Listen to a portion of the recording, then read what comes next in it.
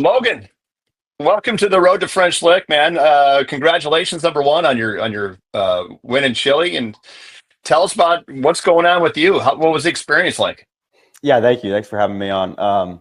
It was really cool. I went down there not really necessarily knowing where my next event would be after those two, and came back with a nice set schedule and a little bit of a head start on hopefully chasing down a PGA Tour card.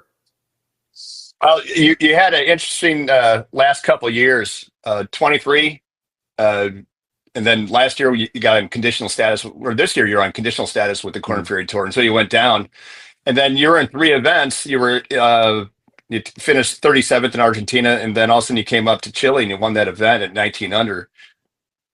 And you go 63, 64 on the weekend. I mean, what did you do? I mean, it's absolutely insanity.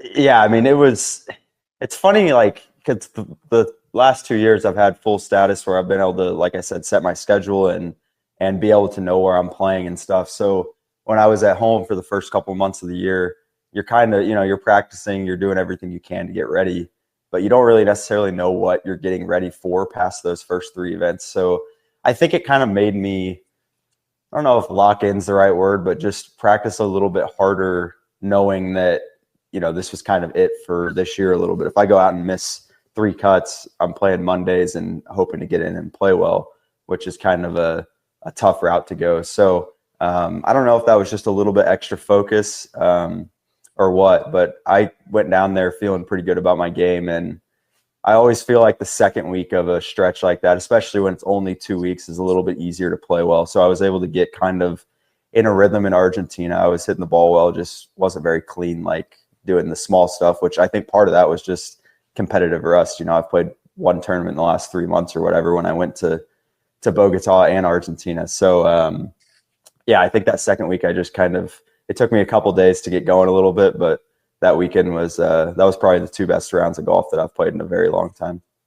So, Was there some difficulty in trying to stretch out this run that you're on between the two stops that the Korn Ferry Tour has in Latin America? By, all right, you got the back half of that first two, and you go home and you come back and you got to do the next two. Was that a little awkward to kind of get back into things, knock off that rush you're kind of talking about? Yeah, definitely. I mean, we had a pretty cold, not as cold as you guys up at French Lick, but we had a pretty cold January and beginning of February. So I went and played Mondays. I played the Monday for Panama and Bogota because I didn't know if I would get into Bogota, and then actually played the Mondays for Argentina and Chile like a week later, and then played a couple of the PGA Tour Mondays. So I tried to travel around a little bit, but like I said, I wasn't able to. I was hitting balls indoors and there's snow on the ground. I didn't get to play any holes. So honestly, that was the toughest part, was that I go down there to Bogota. I was not even in the field on Thursday morning. I get in at like 6:30 in the morning, have to tee off at 7:05 or whatever it was. So I wasn't necessarily like prepared for that. My golf game felt prepared, but it's just pretty chaotic doing that. So not that I throw Bogota out the window, but it was a little bit of a tougher situation that week. And I think I missed the cut on the number. So it's not like I played terrible golf. And like I said, I knew that I was playing well, and the weather kind of warmed up a little bit after Bogota. So it was actually nice to get home and be able to practice not in 5 layers and with snow on the ground. so when you're looking at your journey home, you finish up the round. Tell us a little about the celebration afterwards. You get it. Did you have any family down there, or are you just flying solo? I actually had one of my buddies caddying for me. He's caddied for me a little bit. I went What's and his played name? in Joseph Lemieux. We went Joe to high Lemieux. school. He's a couple years older than I am, but we went to high school together, and he played golf too. And so he was my buddy that was down there, which is kind of hard to going down that far south. You kind of need some people to hang out with, because it's in a place that neither of us knew. So we were just kind of doing it together at least. But as far as the celebration goes, I think I finished up around like 6 o'clock, and I had a 9:45 flight. And of course the trophy ceremony, and you got to sign stuff and take pictures and everything else. So it took a while to get out of there. And I went straight to take a shower afterwards in the locker room, and got in the car and went straight to the airport to catch my flight. So there wasn't too much. We celebrated a little bit when we got home on Monday morning and Tuesday. But yeah, as far as in Chile goes, I didn't do too much.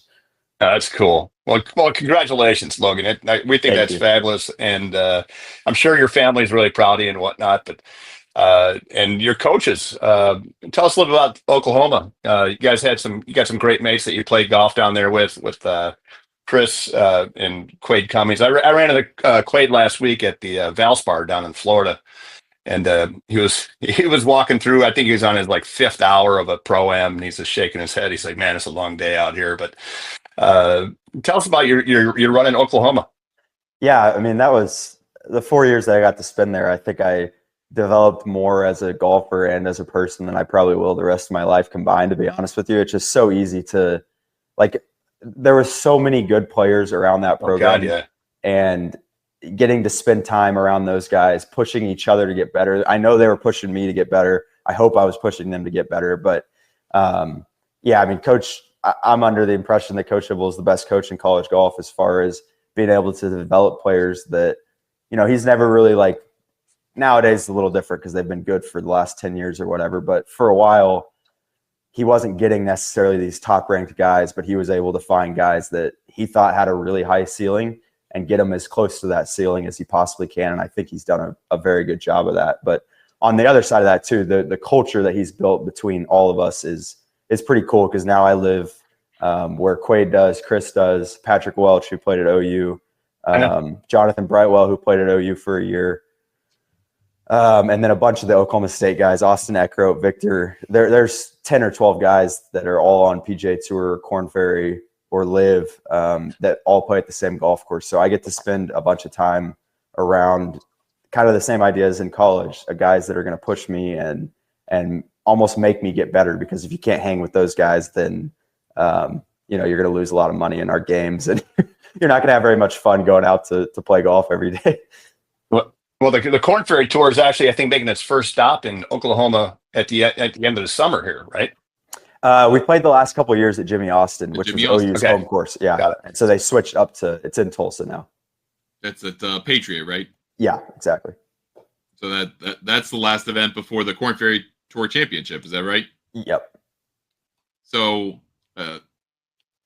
did you get the experience of playing Jimmy Austin as a Korn Ferry Tour member? I assume that you did. And what did that week kind of feel like? If is it kind of a homecoming? What does it feel like to kind of have that base, that connection to not only those people but the school, and then have an opportunity to go play a Korn Ferry Tour event?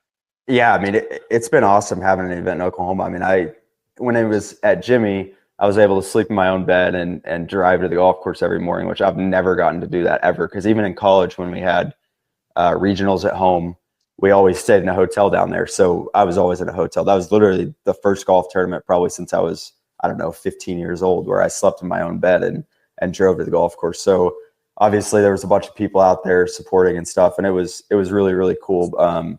My fiance actually is from Tulsa. So Tulsa will be a little bit of the same vibe, where I know a lot of people that are up there. And yeah, it's cool having events in Oklahoma. I got to go to the PGA Championship that was in 22, and even in 2007, they had a PGA Championship that I remember going to. And, people in Oklahoma love golf, and we don't really get the opportunity to have that much professional golf in this state. And it's something that I wish they did a little bit more of, but I'm glad that the Korn Ferry Tour has that on the schedule now. And maybe when they see the amount of people that come out and the support that it gets in Oklahoma and how golf rich this state is, that down the line that there'll be some more events that end up happening.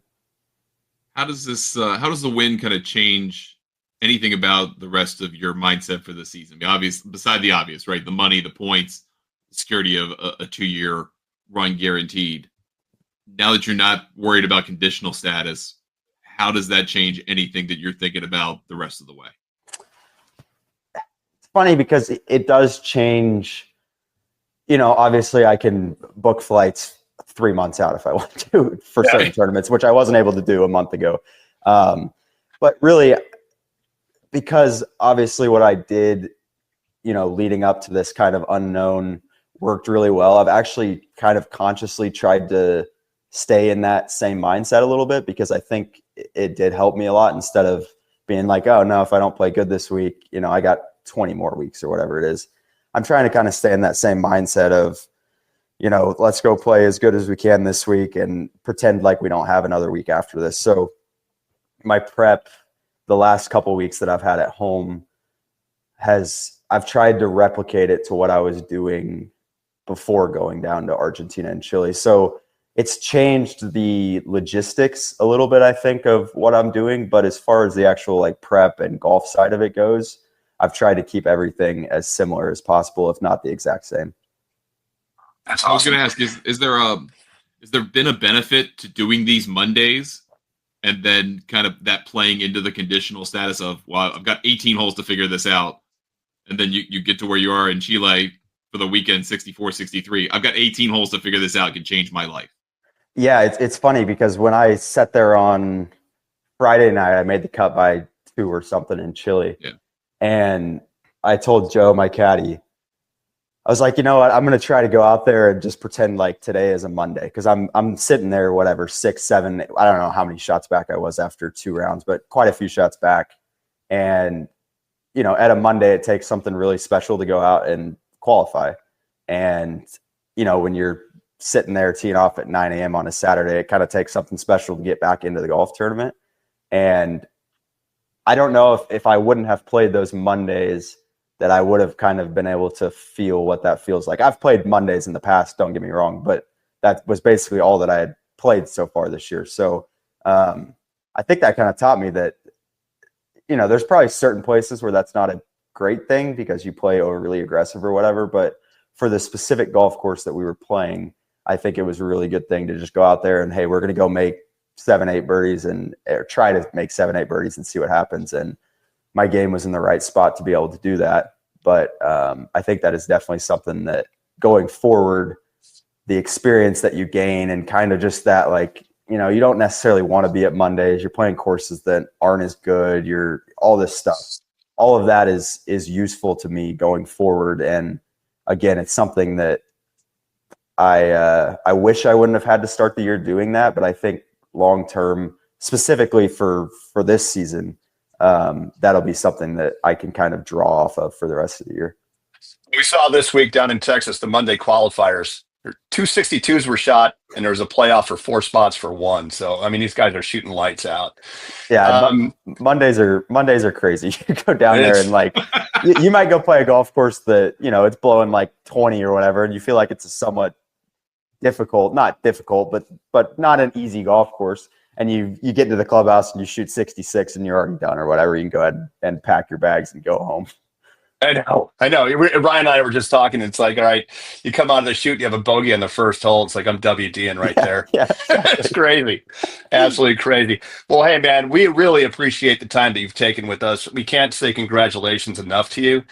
We look forward to seeing you out on the road. I'll be up in Savannah Tuesday, Wednesday. So I'll look you up and introduce myself to you.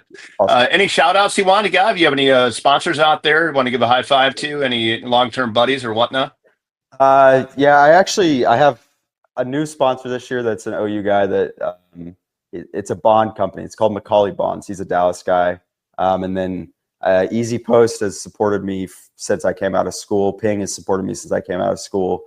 And then Bridgestone is the other one that all of those except McCauley, which has been new and has been awesome. Those other 3 have supported me straight out of school, which is, this is expensive to do this, and you need those supporters. And, it's just a logo on the shirt for them. But for me, it kind of keeps me going and keeps me in a spot where I can win a tournament at 25 when I don't know where I'm playing the next week. So big shout out to them. And it's been cool to kind of, I wouldn't say I've had that much success as a pro after having a pretty good college career, but the people in my corner, my family, my fiance, my coaches, they've all been there along for the ride and have believed in me, which it takes that to be able to be successful. So I'm thankful for all of that. And I know that they'll continue to support me, whether I shoot 85 the first round in Savannah or 62. So. Well, Logan McAllister, you're a champion, my man. Congratulations. We wish you the best of luck. And hopefully we do not see you at the Korn Ferry Championship presented by United Lacing and Finance. But if you do, you got a good place to stay. So awesome. Take care, man. Thank you guys. Thank you guys so much for having me on.